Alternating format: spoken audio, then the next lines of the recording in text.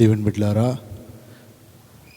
ప్రార్థన చేసుకుని ఈ వర్తమాన వేదికను మనం ప్రారంభించుకుందాం. ప్రార్థన చేసుకుందాం. మన మధ్యలో ఉన్న అమ్మగారు ప్రార్థన చేస్తారు. హల్లెలూయా, హల్లెలూయా, హల్లెలూయా, హల్లెలూయా. మహాగణుడా, మహోన్నతుడ, సర్వోన్నతుడా, నీకు వందనాలు, స్తోత్రాలు చెల్లించుకున్నాం ప్రభువా. మీరు ఇచ్చిన అమూల్యమైన సమయమును బట్టి నీకు వందనాలు, స్తోత్రాలు చెల్లించుకున్నాం ప్రభువా. అయ్యా నీకు వందనాలు, స్తోత్రాలు ప్రభువా. తండ్రి నీకు వందనాలు.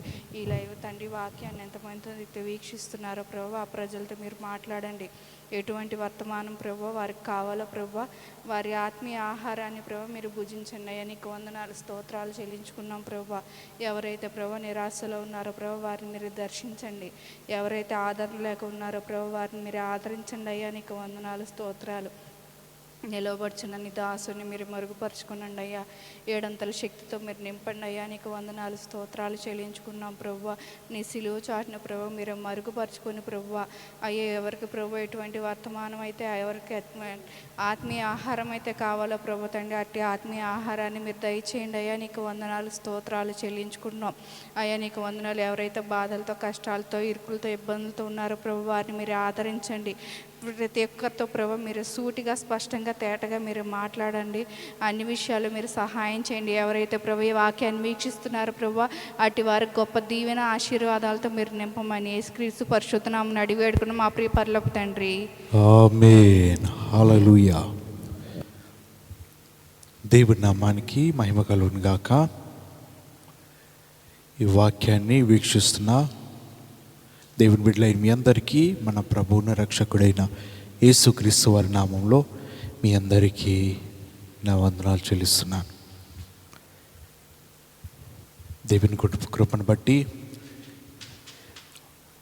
మీరందరూ బాగున్నారని తలుస్తున్నాను. దేవుడి చక్కటి ఆరోగ్యాలతో మీ జీవితాలను కాపాడుతున్నాడని విశ్వసిస్తున్నా.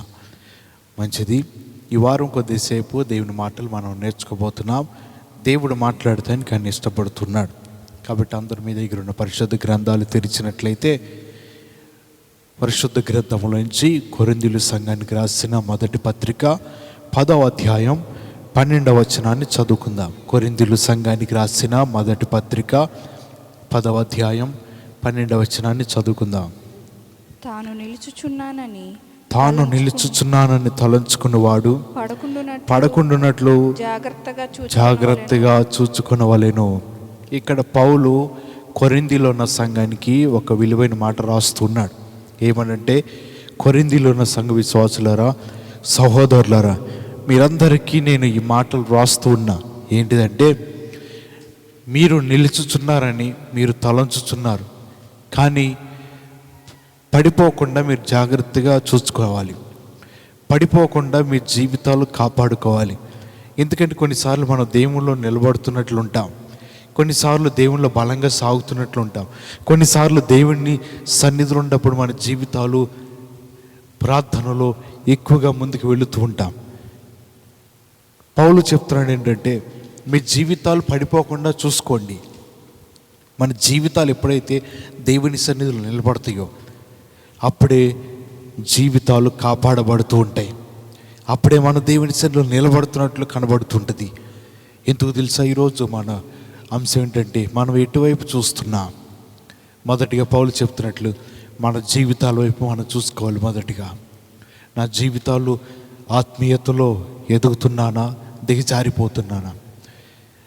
దేవుని ప్రార్థనలో, భక్తిలో నా జీవితం ఎదుగుతుందా, చల్లారిపోతుందా, ఏ విధంగా ఉన్నదని దేవుని దగ్గర ప్రతి క్షణం పరీక్షించుకున్నట్లయితే నీ జీవితంలో ప్రతిదీ కూడా దేవుడిని బయలుపరుస్తూ ఉంటాడు.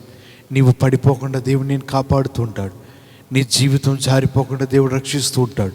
మనం అనుకుంటాం, నా శక్తి వల్ల నేను నిలబడగలనండి, నా బలం వల్ల నేను నిలబడగలను, దేవుడు నాకు ఇచ్చిన కృపను బట్టి నేను నిలబడగలను అని మనం అనుకుంటాం.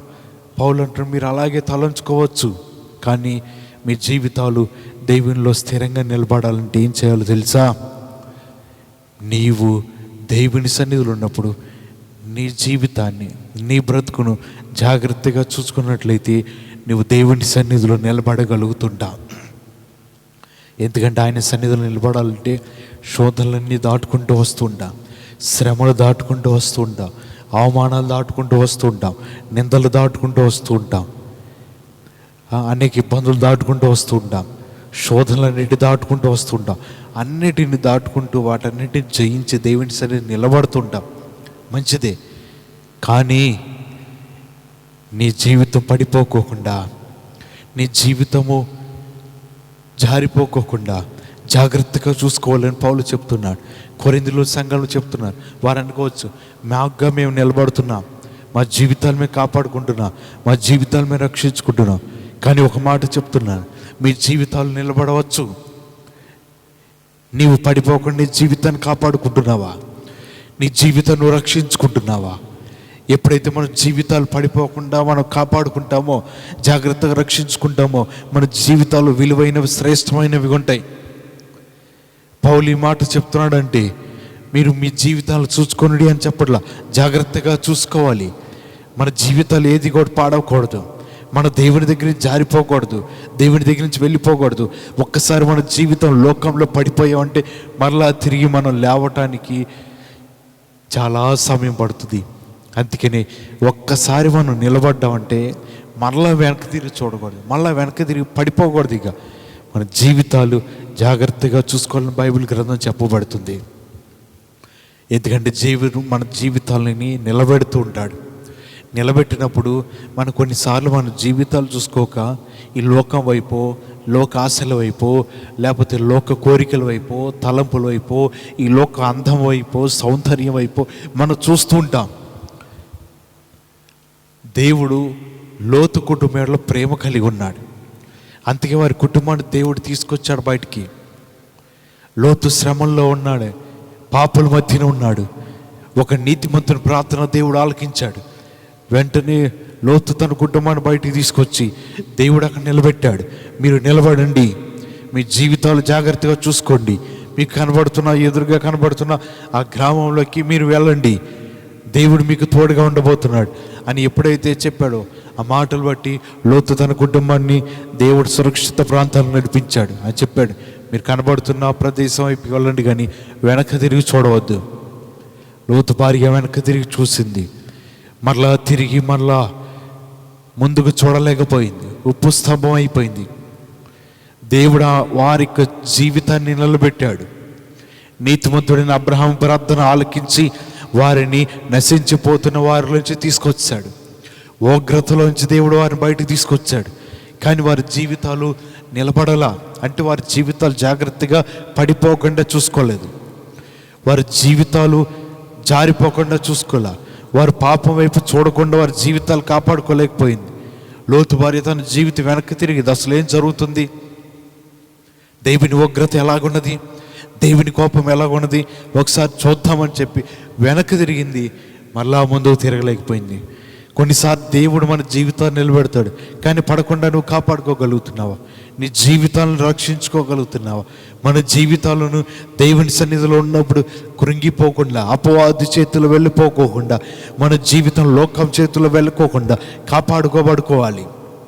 కానీ లోతు భార్య తన జీవితం కాపాడుకోలేకపోయింది. దేవదూతలు వచ్చి వారి కుటుంబాన్ని బయటికి తీసుకుని వచ్చారు, సురక్షితంగా నడిపిస్తున్నారు, క్షేమకరమైన ప్రాంతాన్ని తీసుకొచ్చారు, అంతవరకు నిలబెట్టగలిగారు. కానీ తదుపరి పడకుండా చూసుకోవాల్సింది మనదే, మన బాధ్యత అయి ఉన్నది. లోకంలో పడుకోకుండా, లోకాశలు పడకుండా మన జీవితాలు కాపాడుకోవాలి. దేవుడు అన్నది మీరు వెనక్కి తిరిగి చూసుకోవద్దు, మీ జీవితాలు మీరు చూసుకోండి. మీరు ఎటు వెళ్ళాలో, ఏ ప్రాంతంలో నివసించాలో మీరు చూడండి. ఎందుకంటే ఒక నీతిమంతుని ప్రార్థన ఆలకించి, నీతిమంతుని ప్రార్థన కాదనలేక మిమ్మల్ని బయటికి తీసుకొచ్చా. లోతు భార్యకి మాటలు అర్థం కాక వెనక్కి తిరిగి జీవితం పాడు చేసుకుంది. మన కొన్నిసార్లు దేవుణ్ణి అడిగిన దాన్ని బట్టి మనం నిలబెడతాడు. మన జీవితాన్ని చూసిన దేవుడు ఆయన సన్నిధిలో స్థిరంగా నిలబెడతాడు. కానీ తదుపరి మన జీవితంలో ఈ లోకం వైపు చూసి మనం దేవుని సన్నిధిలో నుంచి జారిపోతాం, పడిపోతాం, దూరంగా వెళ్ళిపోతాం. దేవుని సన్నిధి నుంచి మన జీవితాలు జాగ్రత్తగా కాపాడుకోలేని స్థితిలో ఉంటాం. మనం అలా వండుకోకుండా పౌలు చెప్తున్నట్లు పడకుండా జాగ్రత్తగా చూసుకోవాలి. మనం అనుకుంటాం మన జీవితాలు లోకం వైపో, పొరుగువారి వైపో, ఎదుటి వారి వైపో మనం చూస్తుంటాం. వారు పడిపోయారు కదండి, వారు జారిపోయారు కదా, వారు పాపంలో ఉన్నారు కదా, వారు లోకంలో ఉన్నారు కదా, వారు లోకాశల్లో ఉన్నారు కదా, వారి జీవితాలు పడిపోయినాయి కదా అని వారి వైపు చూసి మనం కూడా జీవిత ప్రార్థనలో, భక్తిలో దిగజారిపోతూ ఉంటాం. మనం వారి వైపు, పడిపోయిన వారి వైపు, తొలగిపోయిన వారి వైపు, కృంగిపోయిన వారి వైపు చూడటం కాదు, విశ్వాసకర్తయగు యేసు వైపు చూసి మన జీవితాల ముందు కొనసాగించాలి.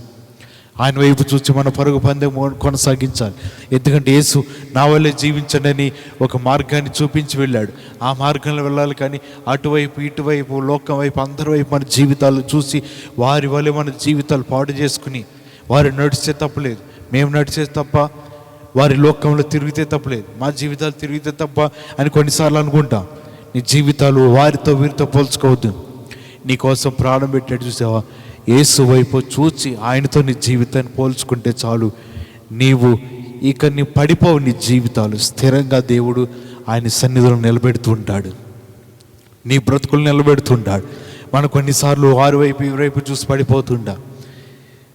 అలా చూడటం నీ జీవితానికి మేలు జరగదు. కానీ యేసు వైపు చూసినట్లయితే నీ జీవితాలు పడిపోకుండా జాగ్రత్తగా ఉంటాయి.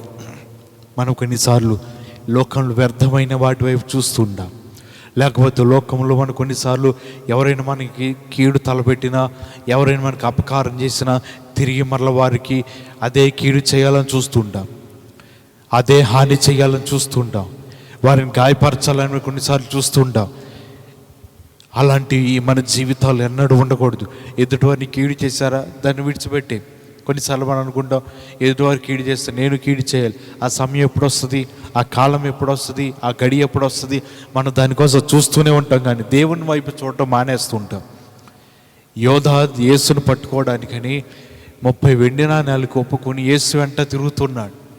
యేసుకు తెలుసు అతను చేసే పని ఏంటో, అతను ఎందు నిమిత్తం వస్తున్నాడో తెలుసు.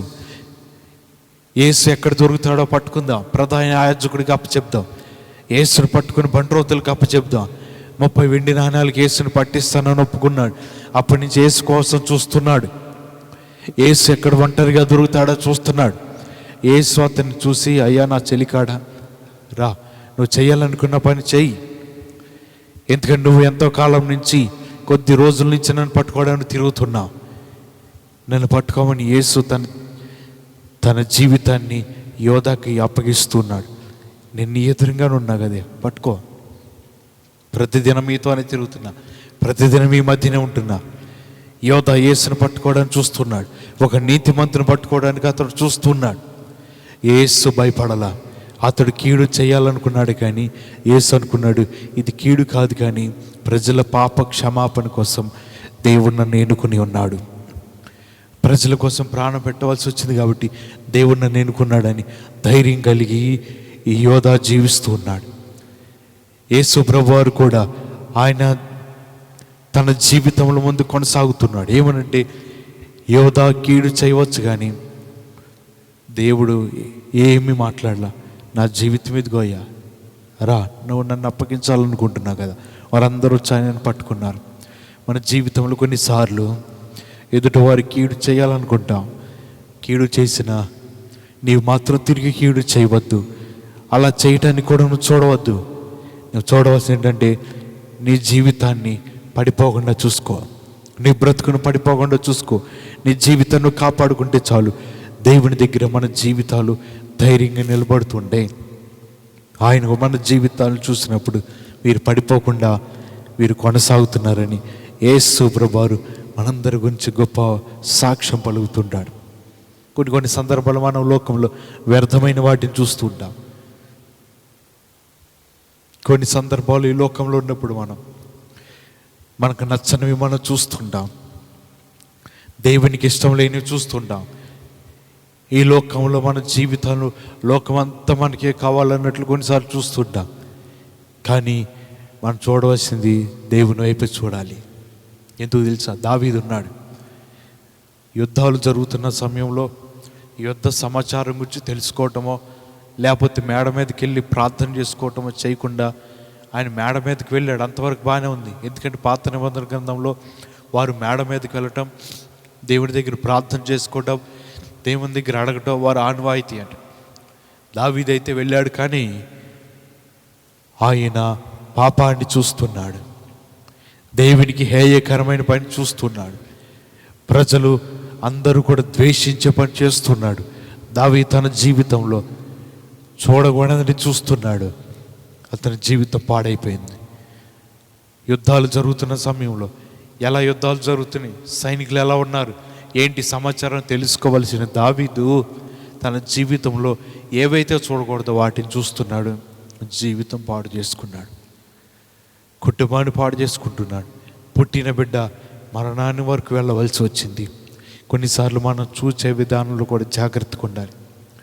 మనం కొన్నిసార్లు ఏం చూస్తున్నాం, వేటిని మనం చూస్తున్నాం, వేటిని చూచడం వలన జీవితాలు పాడైపోతున్నాయి, వేటిని చూచడం వలన జీవితాలు పడిపోతున్నాయి. మన దేవుని దగ్గర ఉన్నప్పుడు జాగ్రత్తగా పరీక్షించుకుంటే వాటిని బట్టి మనం దేవుని దగ్గర ముందు కొనసాగించగలం. అందుకే పౌలు అంటున్నాడు, మీ జీవితాలు జాగ్రత్తగా నేను నిలబడగలనని మీరు తలంచుకుంటున్నారు, కానీ పడిపోకుండా జాగ్రత్తగా చూసుకోవాలని పౌలు కొరింథీలో ఉన్న సంఘానికి ఈ మాటలన్నీ ఆయన రాస్తూ బలపరుస్తున్నాడు.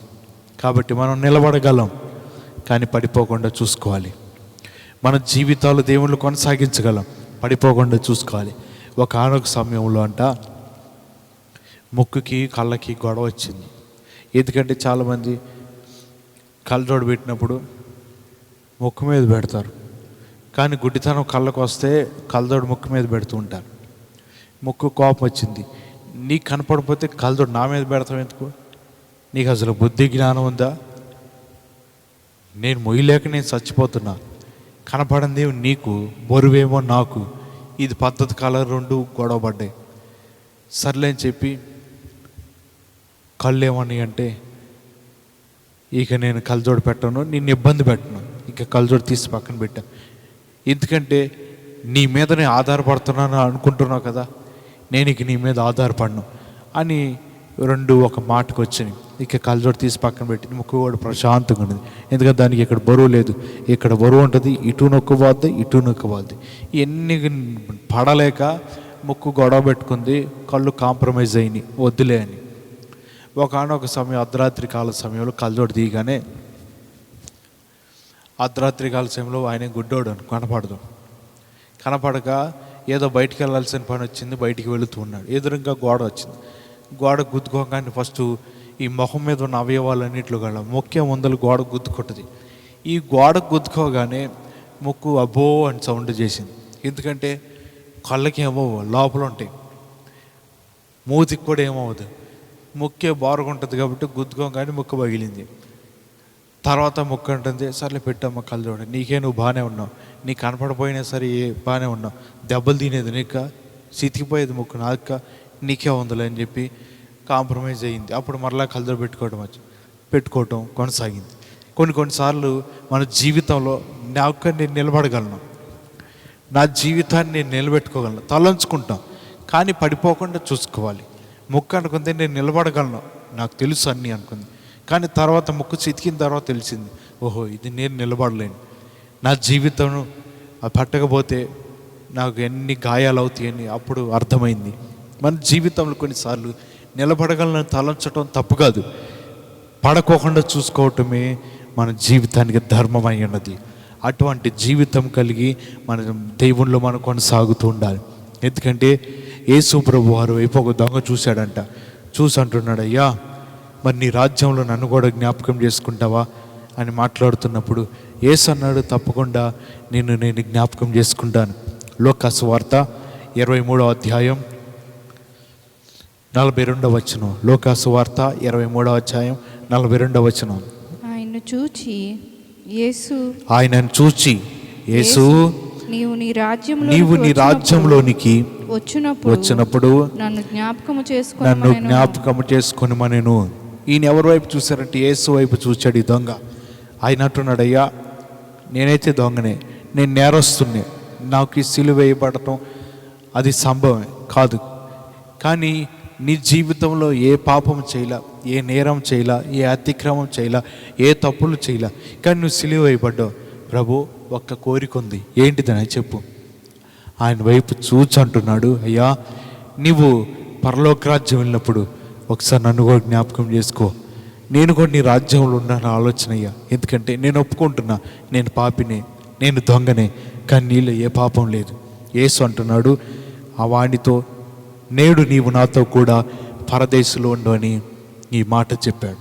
నీవు నాతో కూడా పరదేశంలో ఉంటావు, భయపడవద్దు. ఎందుకు తెలుసా? అతని జీవితంలో పశ్చాత్తాపం కలిగి యేసు వైపు చూచాడు. తన గాయాల వైపో లేకపోతే తన దేహం వైపో ప్రజల వైపో చూడలేదు. ఆయన ఒకటే అనుకున్నాడు, యేసు వైపు చూద్దాం, ఈయన నా పక్కనే ఉన్నాడుగా నీతిమంతుడు, అటు ఇటో వాళ్ళ వైపు వీళ్ళ వైపు మనుషుల వైపు సైనికుల వైపు చూడటం ఎందుకు, నా పక్కన యేసు ఉన్నాడు కదా, ఆయన ఒక నీతిమంతుడే కదా, ఆయన వైపు చూద్దాం, అప్పుడు నా జీవితాలు పాడవకుండా పడిపోకుండా స్థిరంగా ఉంటే ఏమో ఒకసారి చూద్దామని యేసు వైపు తిరిగాడు. తిరిగి, అయ్యా నీ రాజ్యంలో నన్ను జ్ఞాపకం చేసుకో, నిశ్చయంగా ఉంటావే నా రాజ్యంలో, నువ్వే భయపడవద్దు. యేసు వైపు చూచాడు, పరలోక రాజ్యాన్ని సంపాదించుకున్నాడు. కొన్నిసార్లు మన జీవితంలో లోకం వైపు చూస్తాము, లేనిపోయినవి సంపాదించుకుంటాం. కానీ అది కాదు. కానీ యేసు వైపు చూసినట్లయితే మన జీవితానికి అనేకమైన మేలు సంపాదించుకోవచ్చు. యేసు వైపు చూసినట్లయితే దేవుడు మన వైపు చూస్తే మన మీద కనికరం చూపిస్తూ ఉంటాడు. మనం యేసు వైపు చూసినట్లయితే మన జీవితాలు దీవించబడుతుంటాయి. మనం యేసు వైపు చూసినట్లయితే రెండో రాకల్లో యేసు మనల్ని కూడా చూసి తన రాజ్యంలో మనల్ని జ్ఞాపకం చేసుకుంటూ ఉంటాడు. అటువంటి జీవితం కలిగి మనం దేవుని సన్నిధిలో మనం నిలబడినట్లయితే అప్పుడే దేవుడు మనల్ని కూడా చూస్తూ ఉంటాడు. ఇక ఆయన చూచాడంటే మనల్ని ఇంకెన్నడూ మనం పడిపోము, మన జీవితాలు స్థిరముగా ఉంటాయి. ఈ లోకంలో మన జీవితాలు మనకి ఇష్టమైనవి చూస్తూ ఉంటాం, మనకు కావాల్సినవి చూస్తూ ఉంటాం, మనం కోరుకున్నవి చూస్తూ ఉంటాం. కానీ దేవుని మాటలు సెలవిస్తుంది, నిలబడాలి పడిపోకుండా. సంసోను ఫిలిస్తీయుల దేశానికి వెళ్ళి ఒక స్త్రీని చూసి నేను ఆమెను వివాహం చేసుకుంటాను అంటున్నాడు. తల్లిదండ్రులు అన్నారు, అయ్యా అట్లా చేయకూడదు, మన జనులలో ఉన్నారు, మన తెగలలో ఉన్నారు, మన గోత్రంలో వారు చాలామంది ఉన్నారు, ఎందుకు ఫిలిస్తీయులు వారిని చేసుకుంటారు అంటున్నావు? వారు శత్రు దేశాలు, వారు మనల్ని పరిపాలిస్తూ ఉన్నారు. ఇలాంటి సమయంలో మనం అటువంటి పని చేయకూడదు అంటే, అయినా సరే సంసోను, నేను చూసొచ్చాను, నేను ఈ వివాహం చేసుకోవాల్సిందే అని తన జీవితంలో బల్లగొద్ది మాట చెప్పాడు. తల్లిదండ్రులకి ఏం చెప్పలేక సర్లే చేసుకోయ్యా అని చెప్పి ఆ మాటను బట్టి అతనికి వివాహం చేశారు. ఎందుకంటే కొన్నిసార్లు ఈ లోకంలో మనం చూసింది మనకు కావాలనిపిస్తుంది, చూసిన దాన్ని మన జీవితంలో దానిని మనం అనుభవించాలనుకుంటా. కొన్నిసార్లు మన కళ్ళతో చూసి అది నాకు నచ్చిందని మన జీవితం అనుకుంటాం. ఈ రోజుల్లో చాలామంది ఇలా యవనస్తులు సంసోను వల్లే వారి జీవితాలు ప్రేమలో పడిపోతుంటారు. తల్లిదండ్రుల పాపం వారి జీవితాలు మొత్తుకుంటుంటారు, అయ్యా అలా చేయకూడదు, నీ జీవితాలు పాడు చేసుకోకూడదు.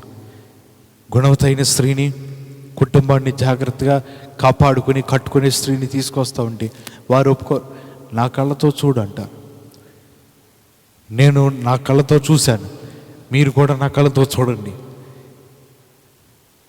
వారు నానా విధాలుగా మొత్తుకుంటారు, వద్దురా నాయనా, నువ్వు చూసింది కరెక్ట్ కాదు, నీకు తెలియదు, చిన్న వయసు అంటే, అయినా సరే నీకు తెలీదు, నా కళ్ళతో చూడు, నా కళ్ళతో చూడండి. ఈయన కళ్ళతో వాళ్ళు ఏం చూస్తారండి నాకు అర్థం కాదు. నీ కళ్ళతో నువ్వు చూస్తావు, వాళ్ళ కళ్ళతో వాళ్ళు చూస్తారు, వీళ్ళ కళ్ళతో వీళ్ళు చూస్తారు. వీళ్ళు వచ్చి నా కళ్ళతో నువ్వు చూడండి, ఈయన కళ్ళతో ఆయన ఎలా చూస్తాడు అంటే నీ కళ్ళు పీకి ఆయనకి ఎత్తావేంటి నాకు అర్థం కాదు. కొన్నిసార్లు మన జీవితాలను మాట్లాడుతుంటాం, నా కళ్ళతో చూడండి. తల్లిదండ్రులకు తెలుసు మనకంటే ఎక్కువ ఏది అవసరమో, ఏది కావాలో, ఏదో వారు చూసి అన్నిటినీ సక్రమంగా జరిగిస్తూ ఉంటారు. అంతేగా నాకు అన్నీ తెలుసు, నేను నా కళ్ళతో చూశాను, నా కళ్ళతో చూడమా, నా కళ్ళతో చూడమని కొన్నిసార్లు మాట్లాడుతుంటా. మన జీవితాలు అది కాదు చూడవలసింది. దేవుని వైపు ఎప్పుడైతే మనం చూస్తూ ఉంటామో మన జీవితానికి మేలు జరుగుతుంది. దేవుని వైపు ఎప్పుడైతే మన జీవితాలు ఉంటాయో పడిపోవి, మన జీవితాలు జారిపోవు, స్థిరంగా ఉంటాయి. నీ జీవితంలో ఎప్పుడైనా సరే పౌలు చెప్తున్నట్లు మనకన్నీ తెలుసు అని మనం తలంస్తాం, కానీ పడిపోకుండా జారిపోకుండా జీవితంలో ఎదురు దెబ్బలు తినుకోకుండా మనం కాపాడుకోగలిగితే చాలు, దేవుని దగ్గర మన అనేకమైన మేలు పొందుకుంటూ ఉంటాం. కాబట్టి ఈ సమయంలో మీరు అందరూ దేవుని మాటలు వింటున్నారు. మీ జీవితాల్లో ఒకటే గమనించుకోవాలి, దేవుని మాటలు వింటున్న నీవు మీ జీవితాలన్నీ తెలిసి ఉండవచ్చు, కానీ పడిపోకుండా చూసుకోవాలి. నాకు అన్నీ తెలిసిన ముందుకు వెళుతున్నావు, మళ్ళీ ఎదురు దెబ్బలు తిని వెనక్కి రాకూడదు. నీ జీవితం అటువంటి పడిపోకుండా ఉండాలి అంటే జాగ్రత్తగా చూసుకుని నడుస్తూ ఉండాలి. పేతురు సముద్రం మీద నడవయ్యా అంటే యేసు ఆజ్ఞాపించాడు, నడవమన్నాడు. సగం దూరం వచ్చి ఆయన గాలిని చూచి భయపడిపోయాడు. యేసు ఎదురుగానే ఉన్నాడుగా, రమ్మన్నాడుగా, ఆజ్ఞాపించాడుగా, ధైర్యంగా వెళ్ళొచ్చుగా. గాలి నిన్నేం చేస్తుంది? యేసు ఎదురుగున్నాడు. సృష్టికి కారణభూతుడు ఆయనే. ఆయన మాటకు లోబడుతుంది కదా సృష్టి. సముద్రం లోబడుతుంది, అలలు లోబడతాయి, తుఫాను లోబడతాయి, తరంగాలు లోబడతాయి. ఆయన ఎదురుగుండగా నీ జీవితంలో పేతురని అయ్యో పడిపోతున్నానయ్యా అని చెప్పి భయపడిపోయాడు. యేసు హస్తం పట్టుకుని పైకి లాగి లేపి, పేతురు అల్పవిశ్వాసి, ఇంతకే భయపడతావు? గాలిని చూసి భయపడతావేంటి? నేను సృష్టికి కారణభూతు నేనే, ఆది నేనే, అంతము నేనే. నీ జీవితానికి ఎందుకు భయపడుతున్నావు? కొన్నిసార్లు మన జీవితాల్లో గాలిని చూసి భయపడుతుంటాం, లేకపోతే కొన్నిసార్లు మన నీడను చూసుకుని మనమే భయపడుతుంటాం. కొన్నిసార్లు ఈ లోకంలో ఏవేవో రకరకాలు చూసి మన జీవితంలో భయపడిపోతాం. ఇక నిద్ర ఉండదు, ఏముండదు, భయం మన జీవితాన్ని మన కళ్ళతో చూసి నువ్వు భయపడుతున్నా. కానీ అవి ఇవి చూడటం కాదు. కానీ పౌలు చెప్తున్నట్టు మీ జీవితాల వైపు మీరు చూసుకోండి, పడిపోకుండా కాపాడుకోండి, జాగ్రత్తగా చూసుకోవాలని పౌలు విలువైన మాట చెప్తున్నాడు. అటువంటి మాటను నీ జీవితాలు కలిగి ఈ సమయంలో నీ జీవితాలు పరీక్షించుకో. ఎటు చూస్తున్నా? దేవుని వైపా, లోకం వైపా? ఆయన రాజ్యం వైపా, లోకాశల వైపా? ఇటువైపు చూస్తున్నాను. నీకు దృష్టి, నీ చూపు, నీ ఆశలు సరిగ్గా లేని ఎడల ఈ మాటల ద్వారా నీ జీవితాలు మార్చుకుని దేవుని వైపు చూస్తూ నీ జీవితం పడిపోకుండా కాపాడుకో. దేవుడు కూడా నీతో ఆయన తోడుగా ఉండబోతున్నాడు. ఇట్టి మాటలు బట్టి దేవుడు మిమ్మల్ని దీవించును గాక. అందరూ తలలు వంచండి, ప్రార్థన చేసుకుందాం. ఇంతవరకు మన దేవుని మాటలు విన్నాం. మనం ఎటువైపు చూస్తున్నాం? మన జీవితాలు మనం ఎలాగున్నాం? లోతువారీగా వెనక్కి తిరిగింది, చూసింది, ఉప్పు స్తంభం అయిపోయింది.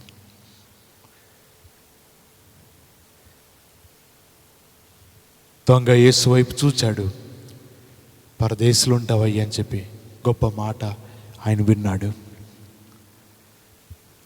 పేతురు గాలిని చూశాడు, అయ్యో భయపడిపోయి తన జీవితం మునిగిపోవటానికి సిద్ధమైపోయాడు. యేసు చెప్తున్నాడు ఆ స్త్రీతో, అమ్మా, ఈ తోటలో ఉన్న ప్రతి ఫలం మీరు తినవచ్చు, నిరభ్యంతరంగా వాటిని మీరు తీసుకొనవచ్చు, సిద్ధపరచుకోండి, ఫలవంతు మీరే చూసుకోండి, ఏదైనా తోటలో మీరు ఉండండి, కానీ మంచి చెడ్డలు తెలివించే ఫలవృక్షం మాత్రం మీరు తినవద్దు, తిన్న దినమున మీరు చచ్చిపోతారు. ఆ స్త్రీ ప్రతిరోజు పండు వైపు చూస్తుంది, ప్రతిరోజు అట్టే చూస్తుంది. దాన్ని తినాలి, దాన్ని నాశించాలి, అసలు ఏంటిదో చూద్దామని తింది. ఫస్ట్ చూసింది, తిన్నది, జీవితం పాడు చేసుకుని తోటలోంచి గెంటి వేయబడింది. కొన్నిసార్లు మన జీవితాలు దేవుడు వద్దన్న వాటి వైపు చూస్తుంటాం, కాదన్న వాటి వైపు చూస్తుంటాం, అనవసరమైన వాటి వైపు చూస్తుంటాం. జీవితాలు పాడైపోతాయి. జాగ్రత్త. ఆయన వైపు చూడు, లేదా నీ జీవితం వైపు చూడు, లేదా నీ కుటుంబం వైపు నువ్వు చూసుకో. అంతేగాని వేరే వారి వైపు, వేరే కుటుంబాల వైపు, మరొకరి వైపు అటు ఇటు మన దిక్కులు చూసి వారేం చేస్తున్నారు, వీరేం చేస్తున్నారు, వారి బ్రతుకులేంటి, వీరి బ్రతుకులేంటి, ఇటువంటి మనకు అవసరం లేదు. మన జీవితాలు మనం చూసుకుంటే చాలు. రేపటిదైనా నువ్వు ఎత్తబడాలి కదా, రేపటిదైనా నీ జీవితాలు దేవునితో కలిసి ఉండాలి కదా. అందుకే పడిపోకుండా నీ జీవితాన్ని కాపాడుకో. దేవుడు నీకు తోడుగుంటాడు. ప్రార్థన చేసుకుందాం. సకల ఆశీర్వాదములకు కారణభూతుడా మా తండ్రి, నీకు వందనాలు ప్రభా. ఇంతవరకు ప్రభా నీ బిడ్డలతో కొద్ది సమయం నీకు మాటలు పంచుకోవడానికి మీరు ఇచ్చిన కృపను బట్టి మీకు స్తోత్రాలు తెలుస్తున్నాం. నీ బిడ్డలు ప్రభు ఈ మాటలు వింటూ ఉన్నారు. వారి జీవితానికి నెమ్మది, ఆనందం, సంతోషం, సమాధానం మీ నామములో అనుగ్రహించని ప్రార్థన చేస్తున్నాం. చెప్పబడిన మాటలు బట్టి ప్రభా వారి జీవితాలు ఏమైనా సరి చేసుకుని వారి జీవితాలు నిలబడాలంటే నీ మాటల చేత వారి జీవితాలు సరిచేయండి, వారి బ్రతుకులు సరిచేయండి. పడిపోకుండా ప్రభా ఎవరి జీవితాలు వారు చూసుకుని కొనసాగే కృపను దయచేయమని ప్రార్థన చేస్తున్నాను. ఈ యూట్యూబ్ ద్వారా ప్రభా నీ వర్తమానాన్ని వీక్షిస్తున్న ప్రతి బిడ్డని మీ నామలు దర్శించండి, వారితో మాట్లాడండి. ఈ వర్తమానం ప్రతి ఒక్కరికి మేలుకరంగాను వారి జీవితాలకు ఫలభరితంగాను ఉండునట్లుగా సహాయం చేసి బలపరచమని యేసు నామంలో ప్రార్థన చేసి అడుగుతున్నాను మా పరమ తండ్రి, ఆమేన్. మన తండ్రి అయిన దేవుని ప్రేమ, ప్రభువైన యేసుక్రీస్తు వారి కృప, పరిశుద్ధాత్మని సన్నిధి సహవాసం సదాకాలం మనందరికి తోడే ఉండను గాక. ఆమేన్, ఆమేన్, ఆమేన్. దేవుని మాటలు ఇంతవరకు మీరందరూ కూడా ఈ యూట్యూబ్ ఛానల్ ద్వారా వర్తమానాన్ని వీక్షించారు. అందుని బట్టి ప్రభువైన యేసుక్రీస్తు వారి నామంలో మీ అందరికీ కూడా నేను నిండు వందనాలు చెల్లిస్తున్నాను. దేవుడు మిమ్మల్ని దీవించును గాక. సెలవు తీసుకోవచ్చు.